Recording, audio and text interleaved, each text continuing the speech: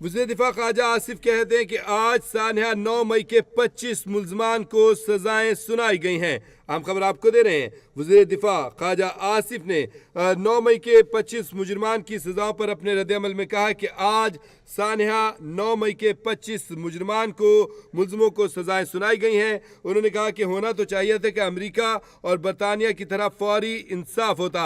X पर अपने tweet में वज़ीर दिफा ख्वाजा आसिफ ने कहा कि इस ताख़ीर ने मुल्ज़मान और उनके सहूलतकारों के हौसले बढ़ाए। वज़ीर दिफा का कहना था कि एक तारीख दिन की मुज़म्मत से भी गुरेज किया गया। वज़ीर दिफा ने कहा कि जिससे शोहदा और गाजियों की तौहीन करने वालों को हीरो बनाया गया। ख्वाजा आसिफ का कहना था अभी तो जो कारकुन इस्तेमाल हुए कानून के हाथ उनके गिरेबान तक पहुंचे हैं। वज़ीर दिफा ने कहा कि जो इस भयानक दिन के मंसूबा साज थे कानून जब तक उन पर हाथ नहीं डालता तब तक इस सिलसिले का इख्तिताम नहीं होता।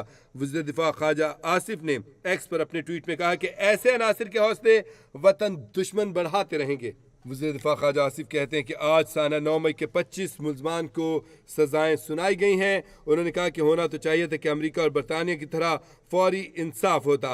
उन्होंने कहा इस ताख़ीर ने मुल्ज़मों और उनके सहूलतकारों के हौसले बढ़ा दिए हैं। उन्होंने कहा कि एक तारीख दिन की मुज़म्मत से भी गुरेज किया गया। वज़ीर दिफा ने कहा कि जिससे शोहदा और गाजियों की तौहीन करने वालों को हीरो बनाया गया। अभी तो जो कारकुन इस्तेमाल हुए कानून के हाथ उनके गिरेबान तक पहुंचे हैं। उन्होंने कहा कि जो इस भयानक दिन के मंसूबा साज थे कानून जब तक उन पर हाथ नहीं डालता तब तक इस सिलसिले का इख्तिताम नहीं होता।